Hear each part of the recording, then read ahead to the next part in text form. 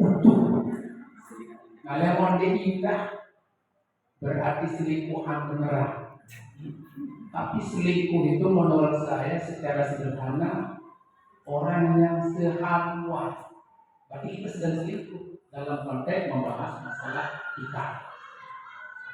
Nah, hanya diartikan selingkuh itu secara perlahan sehingga kita tidak meluap. Di zaman sekarang ini kita harus membuka cakrawala berpikir kita seluas kebutuhan. Karena kebutuhan manusia itu lebih banyak daripada kebutuhan Tuhan. Pikirkan ini apa maknanya? Tuhan kan tidak punya kebutuhan, tapi kalau manusia hajatuna kafir selalu dibaca begitu para tuan guru. Hajatuna kafir, hajatuna kafir. Hajatnya banyak sekali, termasuk yang sudah punya istri satu, mau dua, mau tiga, mau empat. Seperti saya mau 7, tapi satu aja tak habis kata orang. Jadi hal-hal seperti ini perlu disyukuri. Salawat serta salam kepada junjungan alam Sayyidina Rasulullah sallallahu alaihi wasallam. Allahumma shalli wa sallim wa barik alaihi. Terus sekalian wabil khusus dan sangat saya selaku pengawas dan sangat saya sebagai pendidik yang kami hormati bahwa mencermati apa yang disampaikan oleh kepala sekolah tadi itu bahwa sesungguhnya IKN ini apa kepanjangan IKN dulu ini ya kali implementasi kurikulum merdeka. apa arti implementasi? Menerapkan. Nah, terus Melaksanakan. terus begitu lupa. Nah, begitu banyak perbendaharaan, makanya kalau berhadapan dengan saya khususnya harus punya baju banyak. Meskipun yang dipakai satu, tapi yang satu itu mewakili dari baju-baju yang lain. Itu karena guru itu sesungguhnya adalah tidak boleh kekurangan paham. Nah begitu kan, ini adalah merupakan perubahan yang tidak mungkin tidak. Jadi harus, karena sejak awal dikatakan bahwa no life education, pendidikan seumur hidup. Kalau Islam mengatakan minal mahdi dan lahdi, dari sejak lahir sampai kepada lubang lahar, atau bahkan Islam yang lebih kontemporer lagi itu adalah dari sejak kita mencari bakal istri. Sudah kita berbicara bibit, bobot, dan babak siapa dia. Artinya supaya lebih mengarah kepada yang baik dan seterusnya. Nah, perubahan inilah yang harus kita ikuti dengan pemikiran-pemikiran kita. Tetapi perubahan ini harus berbasis kebutuhan. Nah, bagaimana berbasis kebutuhan? Kalau perubahan atau pembelajaran atau kurikulum kita tidak bisa mengemaskan menjadi sebuah pembelajaran berbasis kebutuhan, nanti anak itu jenuh ini Bu Neng. Understand what I told to you, Bu Neng? Yes, kan? Walaupun tidak nyentuh pada kebenaran yang bahasa Inggris, tapi harus dipahami bahwa itu adalah kita ini orang sasar yang coba-coba ke Inggrisan. Jadi kalau salah sudah lelah, jangan ketawakan meskipun tersenyum-senyum seperti itu.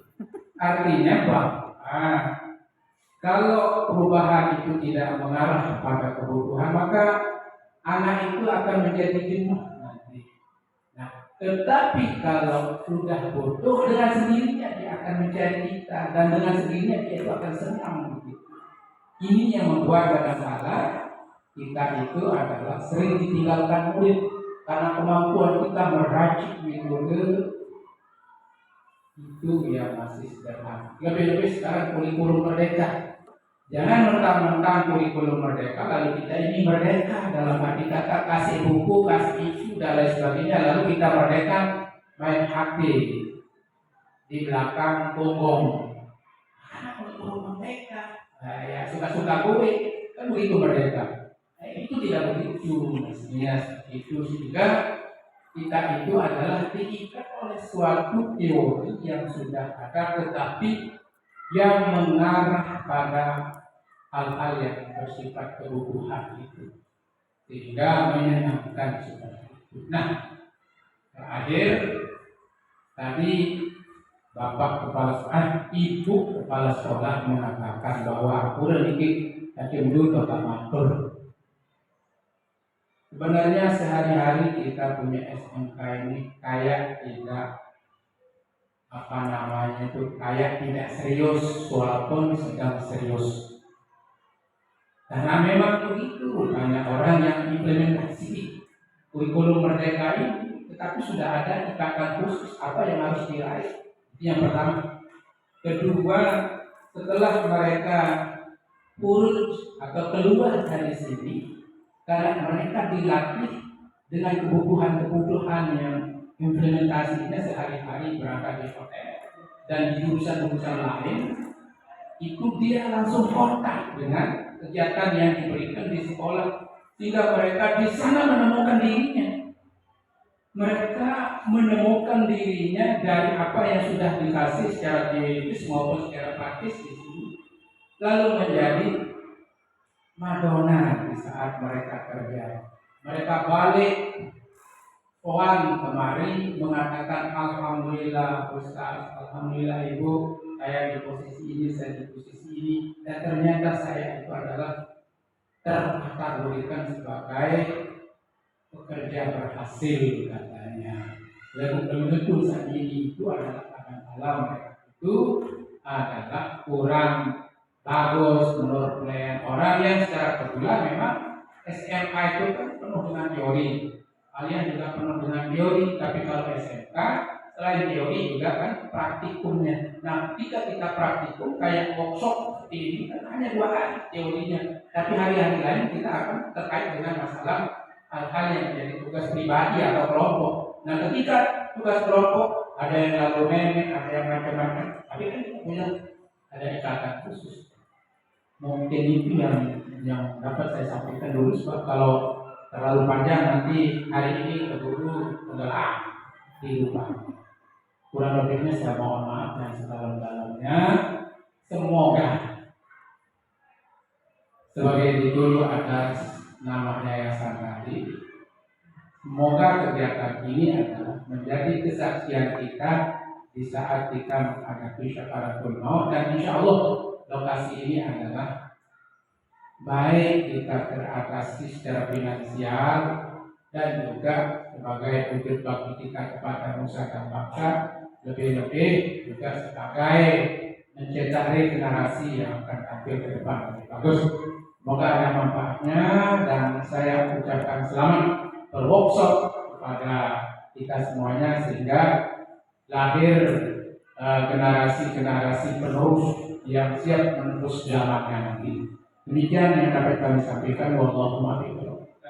Wassalamualaikum warahmatullahi wabarakatuh. Waalaikumsalam warahmatullahi wabarakatuh. Baik, terima kasih pada Anda Dr. Agus SPDI. Bapak Ibu sekalian yang kami hormati, selanjutnya sambutan Kepala Kantor Cabang Dinas Lombok Tengah, sekaligus nanti yang akan membuka acara in-house training implementasi kurikulum merdeka dan Al-Marif dan Quran Surya Gode kepada Bapak Syekh Hidayatullah SPDI MM, kami persilakan.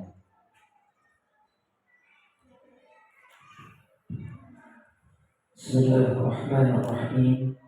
Bismillahirrahmanirrahim. Assalamualaikum warahmatullahi wabarakatuh. Waalaikumsalam warahmatullahi wabarakatuh. Alhamdulillahirabbil alamin. Wassalatu wassalamu ala asyrafil anbiya'i wal mursalin sayyidina wa maulana Muhammadin wa ala alihi wa sahbihi ajma'in.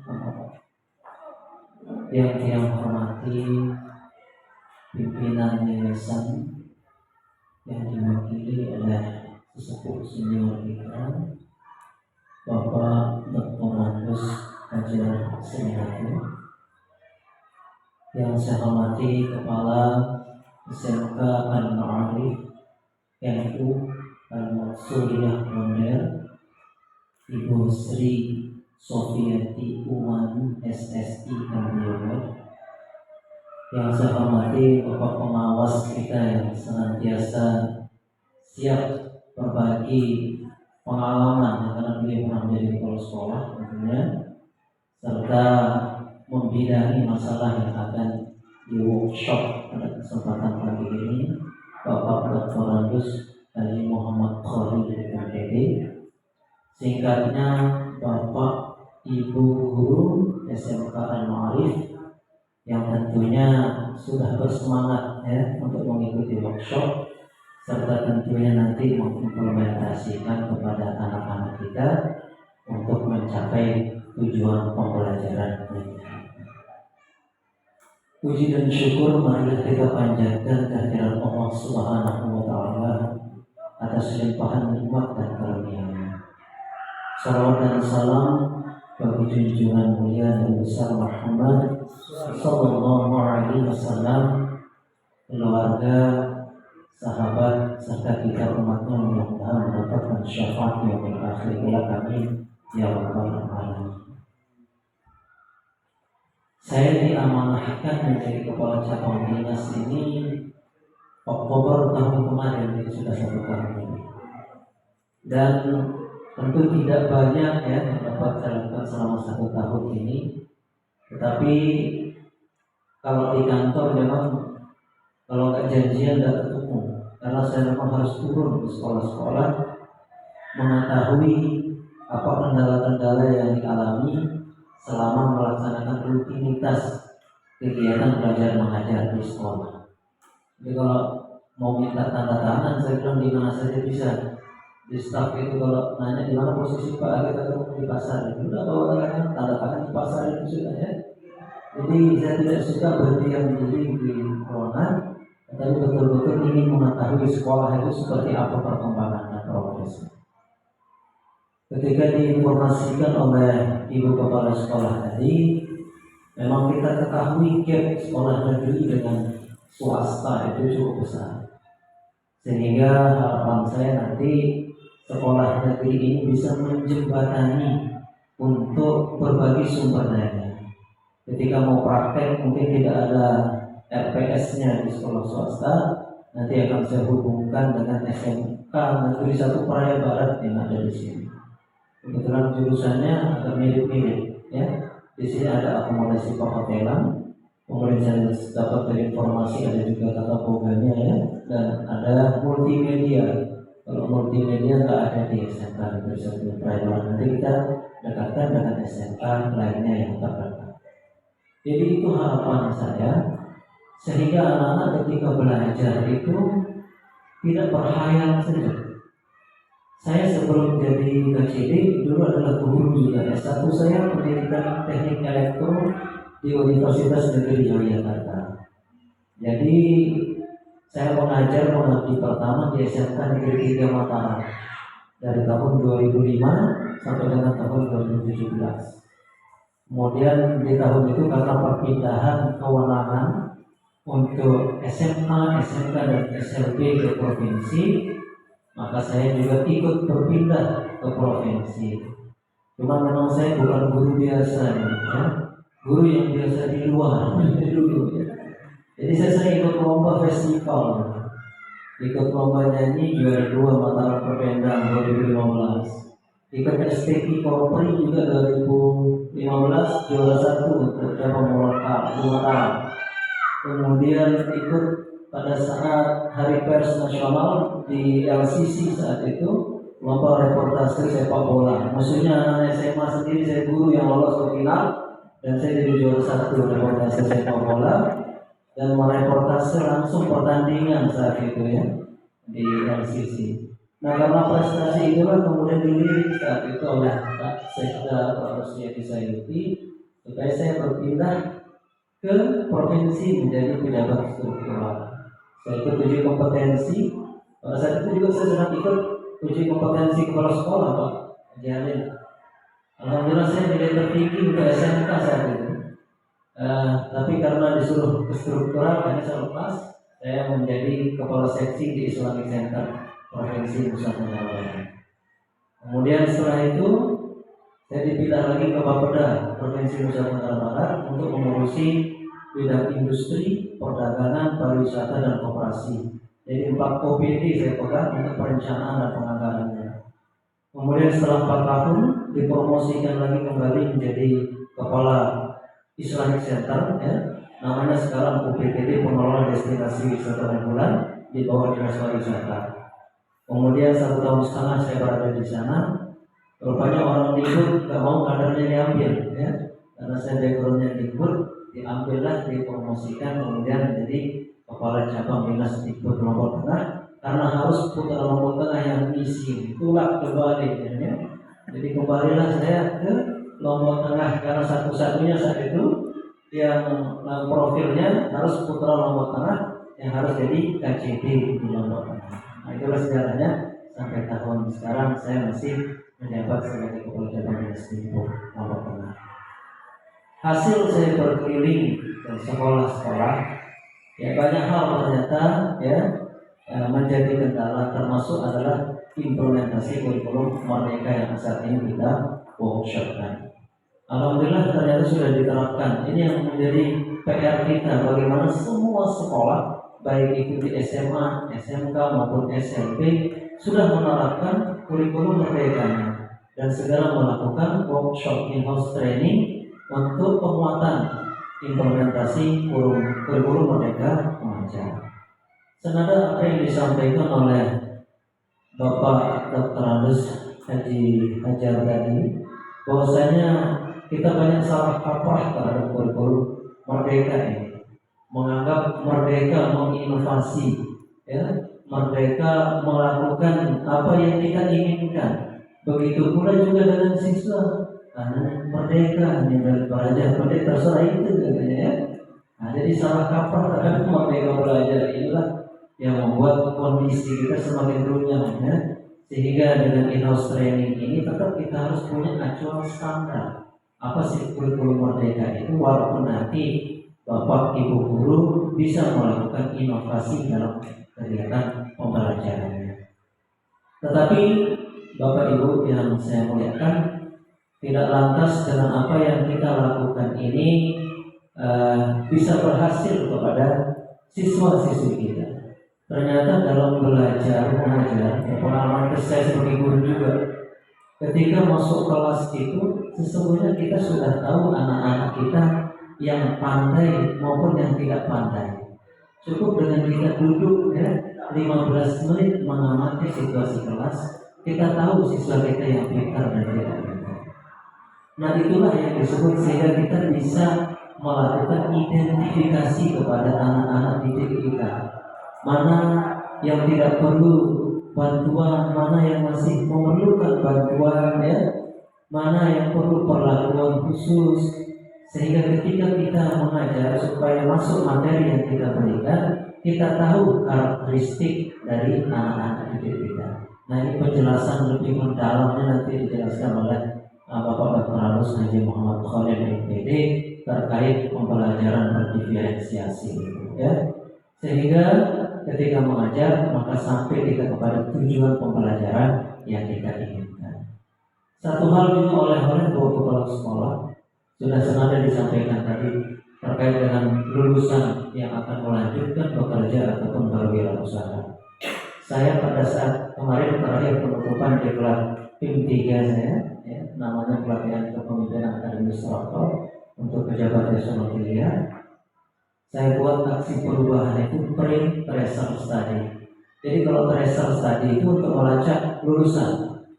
Saya melakukannya sebelum menjadi lulusan, jadi pre-tracer dulu.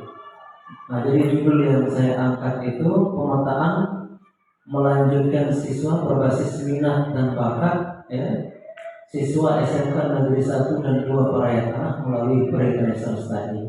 Jadi saya melakukan di 2 sekolah, yaitu SMK 1 dan SMK 2 Parahyangan. Jadi dari pre-tracer study itu dipetakanlah minat dan bakatnya siswa. Kemudian mau melanjutkan ke perguruan tinggi apa, negeri, swasta, vokasi, atau sekolah ikatan dinas apa. Itu ternyata banyak anak-anak kita tidak tahu ada sekolah ikatan dinas. Ketika mereka masuk di sekolah itu, maka mereka tampaknya sudah jadi PNS. Sekolah ikatan dinas itu antara lain adalah BPS, tempat putra menantu. Oh, anak beliau di BPS itu sekolah ikatan dinas ya. Sekolah tinggi ilmu statistik namanya ya. Kemudian ada STPDN yang kita tahu, kalau STPDN sudah terkenal kan. Kemudian ada sekolah tinggi punya klimatologi dan fisika.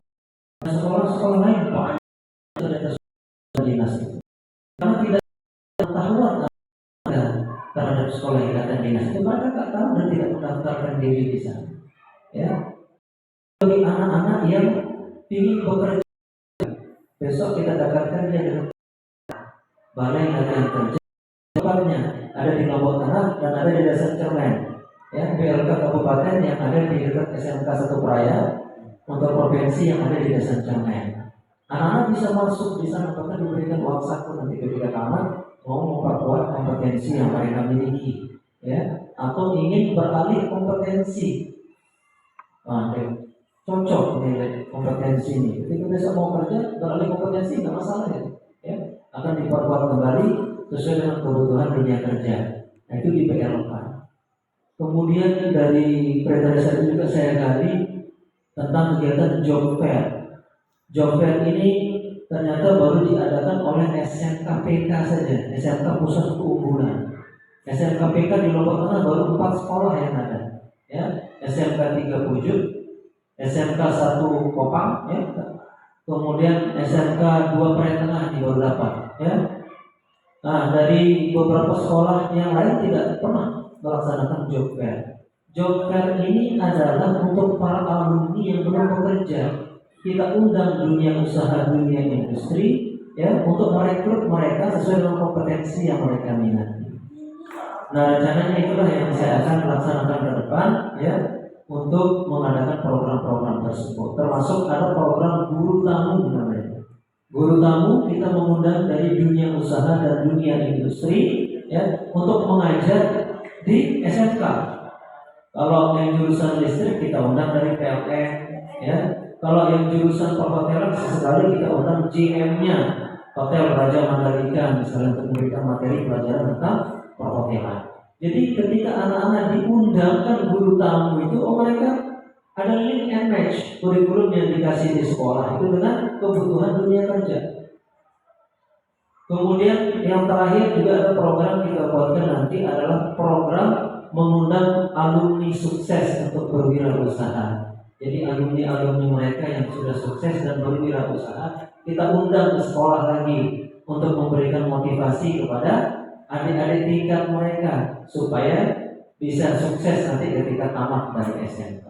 Itulah pola pendekatan kita yang saya gali dari pre-research tadi, yang alhamdulillah ternyata apa yang saya sampaikan itu ternyata pertama di NTB dan pertama di Indonesia kata pengujinya saat itu, ya. Untuk yang pelatihan kepemimpinan administrator, bahkan salah seorang coach kami menyarankan untuk diangkat dari jurnal untuk jurnal Sinta, ya, bagus isinya katanya, supaya dinaikkan supaya besok pada saat ujian tesis bisa segera katanya, ya. Syaratnya kita harus cinta-cintaan kalau di UIN-nya harus bercinta-cinta gitu, ya. Jadi seperti itulah, termasuk menjadi bagian dari program cabang dinas Dikbud Lombok Tengah untuk menjembatani sekolah-sekolah swasta supaya tidak terlalu jauh gapnya dengan sekolah-sekolah negeri, sehingga sekolah-sekolah negeri yang ada di sekitar itu bisa menjadi twin sisternya, ya, bisa membantu baik itu dalam rangka peningkatan kapasitas guru, ujian bersama mungkin nanti, ya, siswa-siswi ini, ataupun praktek menggunakan sumber daya yang tersedia di sekolah negeri yang belum ada di sekolah swasta, sehingga sekolah-sekolah swasta ini, ya, bisa teranyomi dia, ya, jadi bisa melihat, ya, kegiatan praktek yang ada di sekolah negeri dan itu melaksanakan praktikum juga, sehingga siswa kita tidak hanya berhayal saja tentang pelajarannya, tetapi langsung bisa mempraktekkan apa yang telah diperoleh dari bapak ibu gurunya. Namun perlu nanti saya lakukan pendalaman terkait dengan keterbatasan sarana prasarana yang ada di sekolah-sekolah swasta, sehingga upaya kita kalau belum mampu melengkapi sarpras di sekolah swasta, maka kita akan gandeng dia dengan sekolah-sekolah negeri yang ada di sekitarnya, sehingga sekolah-sekolah swasta ini bisa juga mengejar ketertinggalan dengan sekolah-sekolah negeri yang ada di Lombok Tengah. Demikian mungkin selanjutnya dengan mengucapkan basmalah bersama. Bismillahirrahmanirrahim. Mudah-mudahan kegiatan ini diridhoi dan memberikan maslahat untuk kita semua, menjadikan SMK Al-Ma'arif NU Al-Mansuriyah Bonbir ini maju ya dan profesional di masa-masa yang akan datang. Demikian yang dapat kami sampaikan. Mohon maaf atas segala kekurangan. Wallahu muwaffiq ila aqwamit thoriq. Assalamualaikum warahmatullahi wabarakatuh. Waalaikumsalam. Terima kasih kami sampaikan kepada Bapak Kepala Kantor Cabang Dinas Lombok Tengah yang telah menyampaikan sambutan dan telah berkenan membuka acara Dinas Training Implementasi Kurikulum Merdeka. Bapak Ibu sekalian yang kami hormati, secara terakhir sebelum kita masuk ke materi, nanti secara terjadwal sudah ada jadwalnya, maka terlebih dahulu kita tutup pembukaan ini dengan doa, yang mana dalam hal ini mohon kesediaan dari Banda Dukungan Sosial Hajar Spinata PDI dan PDI pada beliau.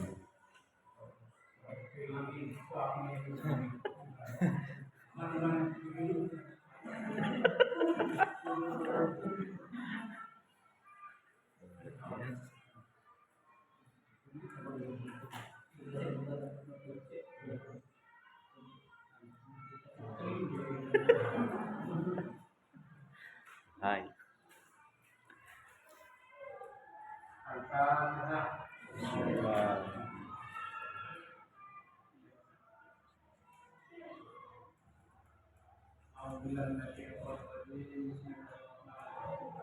Amin. Amin.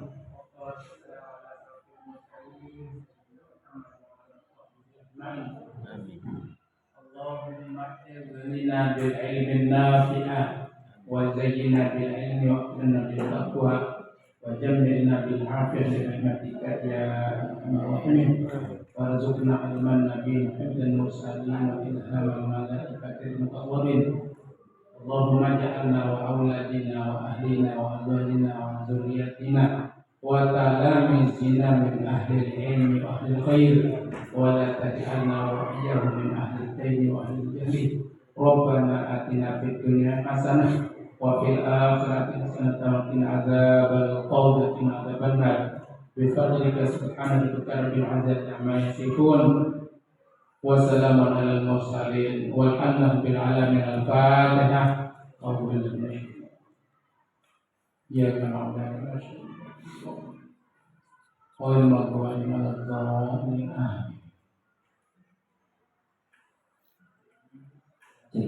Pada Anda Muharram kami sampaikan terima kasih.